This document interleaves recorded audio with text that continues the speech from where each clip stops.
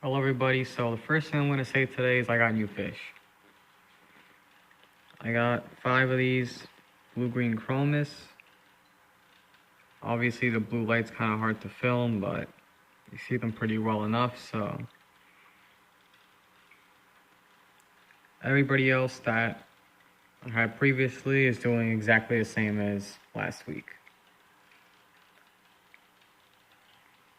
But the addition I want to talk about right now is this guy.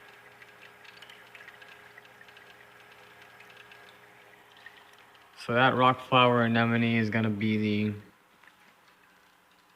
kind of put up in that corner there. Just because, well, there's really not much else I could put there. Except for, I guess, other slower water, some soft corals, I suppose. But that's really going to work well over there. And provide something different than the eventually LPS-dominated tank that this is going to be. Especially as these corals actually begin to grow in the future and start adding heads.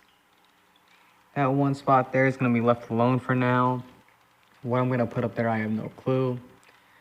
But I want to save that for some coral that prefers light a bit more than everybody else in the tank and likes higher flow areas. So probably some sort of SPS. Diamond Goby's gaining a little bit of weight right now. But again, he just ate, so.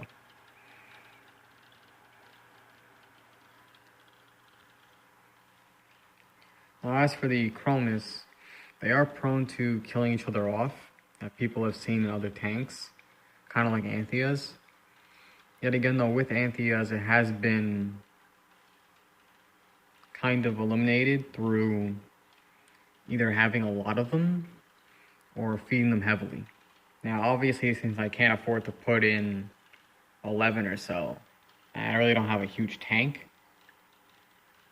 I kind of just have to hope that they don't kill each other off and feed them frequently.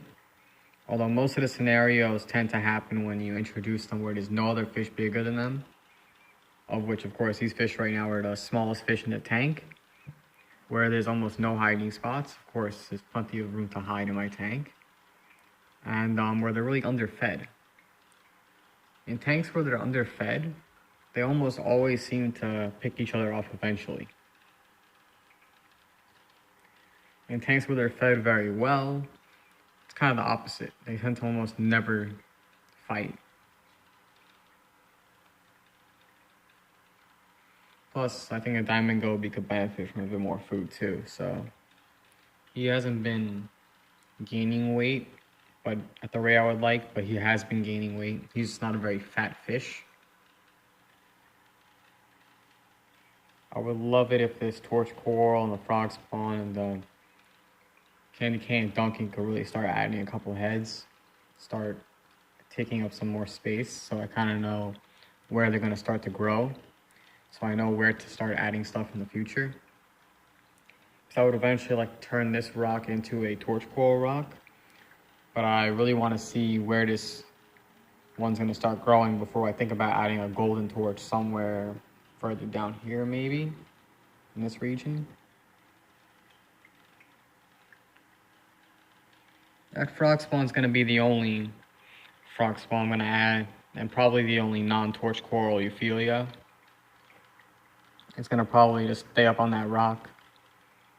Keep that Aptasia anemone right over there at bay, because that has not been easy to kill. It keeps on growing back in that same spot, but it never seems to expand beyond there. Hopefully the candy cane can get some growth going so I can have something on that center rock that looks a little bit better. If the dunking could grow outwards, that'd be good, because I don't like it all stuck up in that crevice.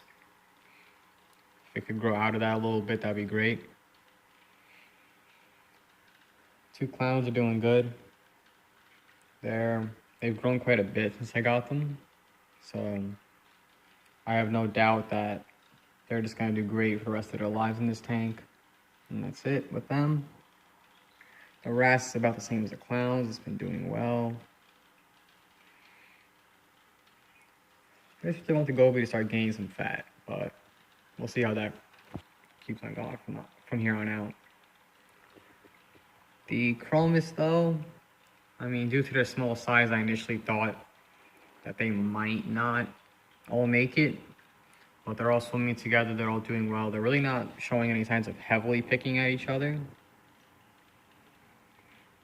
Now they're all going away from the camera, so I'm gonna go back over here.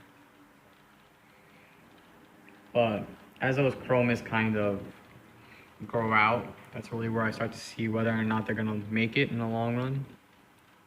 For now, I'm just gonna keep on feeding them, keep some weight on them. Hopefully they'll refrain from killing each other. They're probably gonna start with the smallest if they do. Look, that's a little pick right there.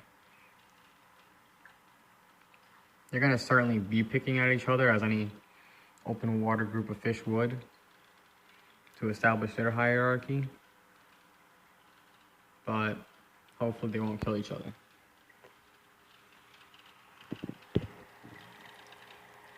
I would love to put a couple rock flower anemones around this anemone, but for now I just want to see how this one grows out. If it could take over that entire rock by the time it's fully grown, that'd be great. But for now, we'll just see how that one settles in. And that's about it.